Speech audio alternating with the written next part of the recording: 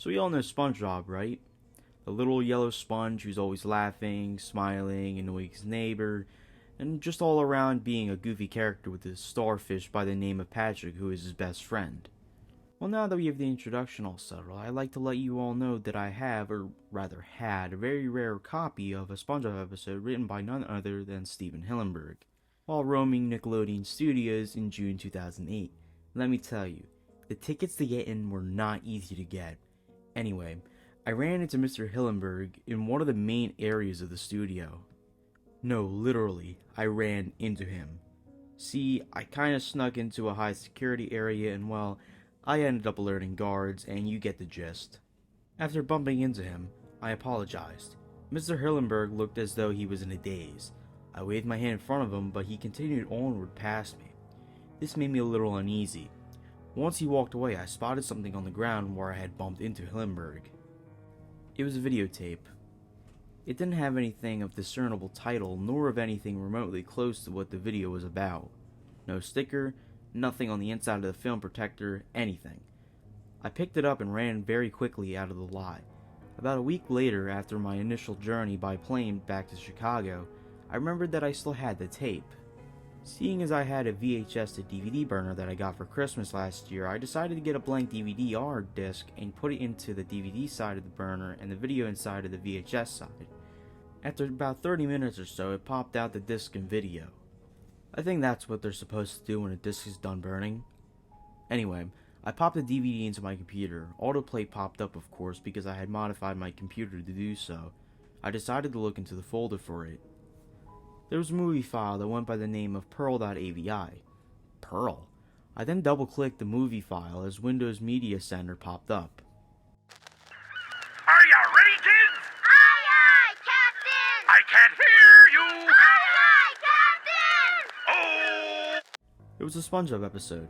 I thought to myself, oh, I haven't seen this show in so long. SpongeBob was one of my favorite shows as a 10-year-old, and hearing the nasally laughter of the sponge would make my ears absolutely sing with joy. Well, metaphorically, of course. So as the title of the episode came up, I noticed something odd. There was no title to the episode. It just skipped right into the episode. It showed the three things I knew and loved about SpongeBob, the three main houses. The pineapple, the Easter Island head, and the rock with an antenna on it. I smiled with nostalgia as I heard SpongeBob's laughter echoing through the computer speakers. SpongeBob was watching a TV show on his little diver helmet TV. About 5 seconds after the scene transitioned into SpongeBob's house, Pearl, Mr. Krabs' daughter, burst through SpongeBob's door, breaking the door down as she does so. She is seen sobbing hysterically in a comedic manner, you know, many waterfalls coming out of her eyes. SpongeBob begins to walk over and ask Pearl, "What's wrong?" Pearl replies, "Oh, SpongeBob, it's terrible. Daddy won't talk to me. He hasn't said a single word to me all day. He just sits in his bedroom looking down at the floor sighing." SpongeBob replies back to her in a bit of a heroic way, "Mr. Krabs? That seems weird. Don't worry, Pearl. I'll go talk to him." "You will, SpongeBob?" Pearl replies with a look of happiness on her face. SpongeBob then nods. Pearl is seen hugging SpongeBob and saying, "Thanks, SpongeBob, you're the coralist." The screen transitions with Bubbles coming up to SpongeBob nearing the giant anchor that Mr. Krabs and Pearl live in, saying, "Cool, huh? Cha-cha!" And you hear a jazz trumpet chorus playing a chord as SpongeBob is seen doing a comedically cool stance and look. He then knocks on Mr. Krabs' door. We then see Mr. Krabs' claw quickly grab SpongeBob and pull him into his house. "SpongeBob, me boy, I'm glad you're here. I have to tell you something." "What is it, Mr. Krabs?" SpongeBob asks. It's about Pearl. You see, she's..."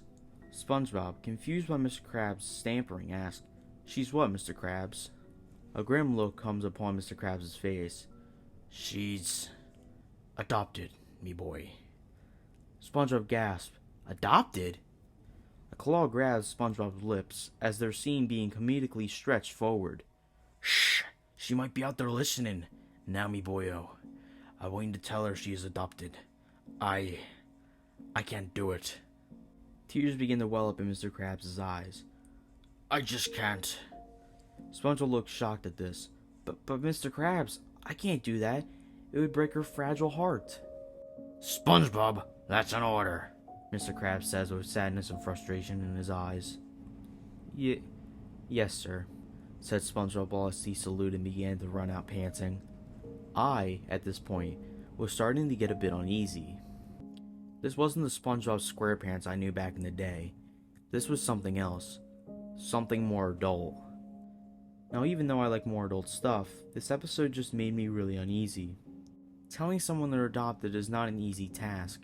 Trust me, hard results when it's told to you by means of someone whose parents told you to tell that person. Last time I had to do that, I had to coach someone out of committing suicide. Anyway, back to the episode. The screen transitions again back to SpongeBob's house, where Pearl is seen sniffling as SpongeBob pops his head into the busted doorway. Pearl looks up and immediately is overjoyed to see SpongeBob. "SpongeBob!" she calls out with an excited tone. "Did you find out why Daddy won't talk to me?"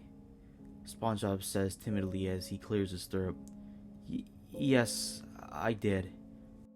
Pearl says in a concerned tone, "What's wrong, SpongeBob?" We hear SpongeBob's thoughts. "What do I do? Should I tell her, or should I lie to Mr. Krabs? No, lying wouldn't do a thing. Mr. Krabs would probably dock my pay to half a penny a day if I did that."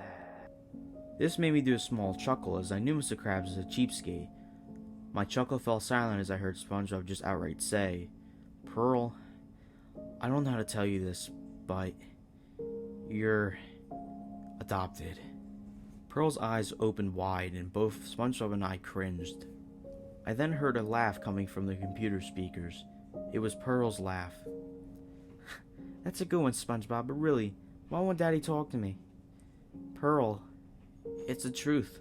Mr. Krabs had me come over here to tell you." "What? No, you're lying." Pearl then slaps SpongeBob and storms out of the house. We then see Pearl walking up to the front door with tears in her eyes, furious as she pushes open the door forcibly. She sees her father and, holding back tears, "Daddy, please tell me that it's not true. Please tell me that SpongeBob is lying." Mr. Krabs begins to tear up and in a shaky voice tells Pearl, "Yes, 'tis true. When you were a baby and while I was out scrounging around with me metal detector near the outskirts of Bikini Bottom, looking for loose chains, I stumbled upon you and your mother, or what was left of her after the scallops got to her." It then transitions to a flashback sequence which to this day makes me cringe. It showed Pearl's mother's eyes gouged out with one hanging, her tongue out and somewhat chewed off, her fins only bone, her ribcage skin ripped off revealing decaying muscle, and her throat had a hole in it showing the larynx, windpipe, and esophagus. I turned away at this point, still listening. "I found your mother laying there, morbidly decayed, when I heard a crying coming from nearby. The crying was you. It looked like you had just came out of your mother. I scooped you up, took you home, and cleaned you up. I kept you around for a good 16 years. I thought it'd be better to tell you now when you're old enough to understand." I started crying at this precise point. This became too adult, too real for the happy little show I used to know and love. I wanted to click the X in the top right corner, but I just couldn't turn away. Pearl ran out crying, not the comedic tears either. These looked realistic, almost human. "SpongeBob, me boy, go after her. These tiny legs won't catch up to her. Please, boyo." SpongeBob nodded and began to run after Pearl, calling her name. Pearl began to run faster, and SpongeBob began to struggle keeping up with her. Pearl stopped at the top of a high coral cliff, turned around and told SpongeBob, "Stop." She put a fin out. "Do you know what it's like to not know your mother? To be with some creepy crustacean all your life, thinking he's your dad even though you two look completely different? I mean, how can a crab have a sperm whale for a child?" Pearl's voice was getting very shaky. She was ready to start sobbing uncontrollably. "I don't think you do. To be lied to all your life, to not know your true family. I don't want to be lied to anymore." Pearl then began to proceed to fall backwards into the seemingly endless chasm. SpongeBob yelled out, "Wait, Pearl!" He ran down the cliff slope where he had just ran after Pearl. He ran as fast as he could, but couldn't get down to the bottom before he heard a loud, disgusting crack. I even cringed at the sound. It sounded like a bone snapping in two. As SpongeBob approaches Pearl, she's seen face up with her head violently pushed to the side. Her neck had snapped right in two. Her eyes were a gray-blue now and were about as soulless as any person who had succumbed to death. SpongeBob walked up to her silently, his shoes no longer making that funny squeaking sound. He dropped to his knees realistically next to her corpse and began to sob humanely and uncontrollably. He hugged the corpse, looked up to the sky, and began saying, "Why, Neptune? Why? She was too young. Why?" This caused me to sob right along with the sponge. The episode then cut to black and was finished. I couldn't believe it. Why would Hillenburg make such a demented and depressing episode? I went to bed after this. The next day after coming home from work, I planned to extract the episode onto my hard drive and put it on YouTube in 2 parts. It was a 15-minute episode, of course. When I got home, I saw everything was a mess. Papers were everywhere, my TV was gone, my computer and its accompanying tower, mouse, and any USBs I had in it were gone, and my VHS to DVD burner was gone. Oh shit! I've been robbed! Where's the video? Where is it? I said as I began to look for the video that contained the episode. I couldn't find it. That was the only VHS tape I had in my possession, and I guess the robbers figured it'd be worth money. I kinda figured it as well, too. So, suffice to say, I'm unable to provide a video of the source. I apologize and hope you'll all heed my warning of picking up any strange tape in a famous studio lot after bumping into a famous cartoon writer. I don't think anyone will see as SuicideMouse.avi was up on YouTube. Once again, let this story be a warning to picking up strange tapes. You never know where you're going to end up watching.